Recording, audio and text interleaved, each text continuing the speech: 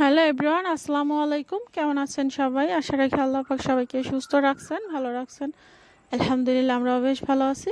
কাছে দূরে, দেশ এবং দেশের বাইরে যেখান থেকে যে অবস্থায় আমার এই ভিডিওগুলো আপনারা দেখে থাকেন, আপনাদের সবাইকে অসংখ্য ধন্যবাদ জানাই। সেই সাথে আরও নতুন একটি ভিডিও দেখার জন্য ওয়েলকাম করছি। তো রাত্রেবেলা হচ্ছে কিছু জার ক্লিন করে এইখানে রেখে দিয়েছিলাম টেবিলের উপরে পানি ঝরে যাওয়ার জন্য। তো ওইগুলো এখন পানি ঝরে গেছে, একেবারে শুকায় গেছে। তো এগুলোকে একটু মুছে এর মধ্যে হচ্ছে মশলাগুলোকে রিফিল করে নিব। তো সবসময় তো বেশিরভাগই হচ্ছে যারগুলো আমি কাঁচেরই এখন ব্যবহার করি, আর বাকি অল্প কিছু হচ্ছে ভালো যে আরএফএলের প্লাস্টিক আছে ওইগুলাই আর কি ব্যবহার করা হয়। তো এইখানে হচ্ছে আমি তো সবসময় বাসা থেকে মশলা ভাঙায় নিয়ে এসে খাওয়া হয়, আর এইগুলা একটু যে তান্দুরি মশলা বা তারপরে হচ্ছে যে চটপটি মশলা, তো এগুলো তো অল্প পরিমাণে লাগে, মাঝে মধ্যে লাগে, সবসময় এগুলো ব্যবহার করা হয় না। তো এই জন্য এগুলো অল্প অল্প করেই ছোট যে জারগুলো আছে ওইগুলোর মধ্যে রেখে দিচ্ছি। আর এই কাঁচের জারগুলো হচ্ছে লবণ তো চীনামাটির ওই বড়টার মধ্যে রাখা হয়, আর এইগুলোর মধ্যে হচ্ছে একটু মরিচের গুঁড়া, হলুদের গুঁড়া, তারপরে ধনিয়ার গুঁড়া, এগুলোর মধ্যে রাখি। রান্নাঘরে হচ্ছে যেই র্যাকটা আছে আমার একেবারে চুলার সাথে সেট করা, ওইটার মধ্যে রেখে দেই।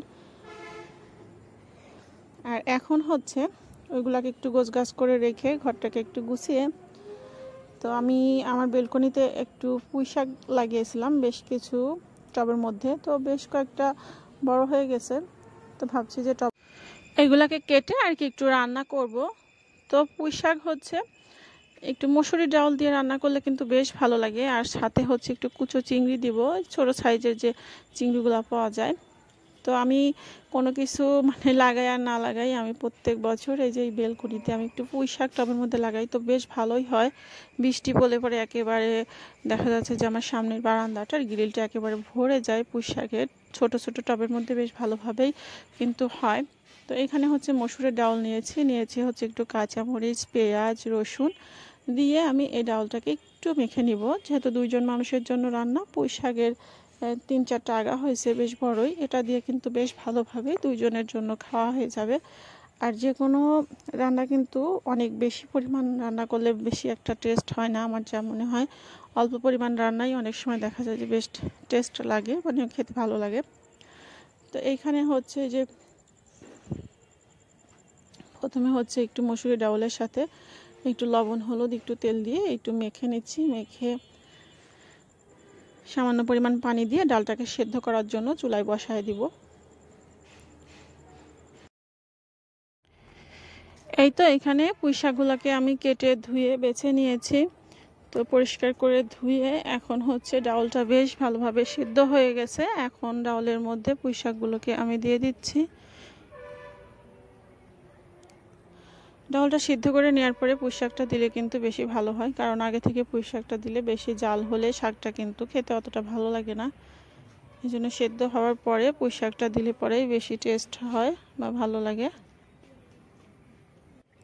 তো এখন ডাউলের সাথে একটু কষানোর মতো করে আর কি একটু নেড়ে নিচ্ছি, যাতে করে ডাউলের সাথে পুঁইশাকটা মিশে যায় আর খেতেও টেস্ট হয়। আর হচ্ছে পাশের চুলায় তেলটা গরম করে তেলের মধ্যে হচ্ছে পেঁয়াজ কুচি আর রসুন কুচি দিয়ে কিছু সময় ধরে ভেজে নিয়েছি। তো পেঁয়াজ কুচিটা যখন বাদামি রং হয়ে আসছিল, ওই পর্যায়ে হচ্ছে অনেকগুলা ছোট যে চিংড়ি আছে চিংড়িগুলা দিয়ে পেঁয়াজের সাথে ভেজে নিয়েছি। আর হচ্ছে ফোড়নে হচ্ছে জিরা দিলাম, জিরা দিয়ে ফোড়নটা দিয়েছি। আর এখন হচ্ছে এই যে ডাউলের মধ্যে চিংড়ির যে আর হচ্ছে পেঁয়াজ দিয়ে যে ফোড়ন দিয়ে জিরা দিয়ে যে ফোড়নটা দিচ্ছি ওইটা আর কি এখানে ঢেলে দিচ্ছি। তো আলহামদুলিল্লাহ, মানে অল্প রান্না কিন্তু এতটা টেস্ট হয়েছিল, মানে কি বলবো, গরুর গোশ এর কাছে মানে ফেল, মানে এতটা টেস্ট লাগছিল। আমরা যে পুঁইশাকগুলো সাধারণত কিনে খাই ওইগুলো তো চাষের হয়ে থাকে, আর অনেক পানি থাকে পুঁইশাকের মধ্যে, দেখা যায় যে আর নরম হয় কেমন যেন লাগে। আর এগুলো যেহেতু জাংলায় গ্রিলের সাথে বেয়ে বেড়াইছে, এই জন্য এই পুঁইশাকগুলো কিন্তু খেতে অনেকটা ভালো লাগে, আর সারটার যেহেতু দেওয়া না। তো জারগুলোকে ওইখানে একটু গুছিয়ে রেখে আমি আর একটু রান্না করে নিব। এক তরকারি দিয়ে তো আর খাওয়া হবে না। তো এখানে হচ্ছে একটু আমাদের দেশে বলে সরপুঁটি, তো পুঁটি মাছেরই আর একটা মানে সাইজ আছে, ওটা একটু বড় বড় হয়। তো ওইটা দেশের বাড়ি থেকে আসার সময় আমি নিয়ে আসছিলাম, তো ফ্রিজে ছিল। তো ভাবলাম যে যেহেতু ঈদের ছুটি পড়ে যাচ্ছে, ফ্রিজে যেই অল্প স্বল্প মাছ আছে এগুলোকে খেয়ে আর কি একটু শেষ করে ফেলি। তাই জন্য বেশ কিছু মাছ বের করে নিয়েছি। তো এইখানে মাছগুলোকে আমি ভালোভাবে ভেজে নিচ্ছি। ফার্স্টে ভাবছিলাম যে একটু ভাজা করেই খাবো, তো আমি ভাজা মাছ খুব বেশি যে পছন্দ করি ওরকম না। তো এখন ভাবলাম যে একটু রান্নাই করে ফেলি, একটু হালকা অল্প একটু ঝোল দিয়ে গায়ে গায়ে লাগাই নিলে কিন্তু খেতে বেশ ভালো লাগবে। তো এই জন্য অল্প করে একটু মশলা দিয়ে, এই কমন মশলা আদা রসুন বাটা আর হচ্ছে একটু মরিচের গুঁড়া ধনিয়ার গুঁড়া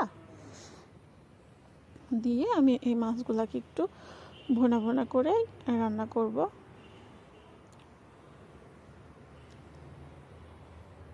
তো এই মুহূর্ত পর্যন্ত ধৈর্য ধরে যারা আমার ভিডিওটি দেখছেন আপনাদেরকে অনেক ধন্যবাদ জানাই।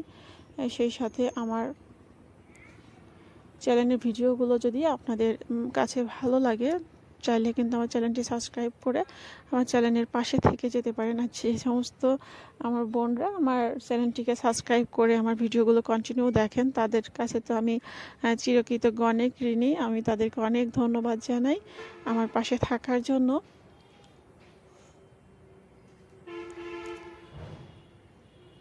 সরি, আমি একটু ভুল বলে ফেলছিলাম যে মাছটা ভুনা ভুনা করবো। তো পরে হচ্ছে মাছটা আমি কাঁচকলা আর হচ্ছে একটু কুমড়ার বড়ি দেশ থেকে মা দিয়েছিল, ওইটা দিয়ে এই রান্নাটা করছি। ভাবলাম যে মাছের পরিমাণও যেহেতু একটু বেশি,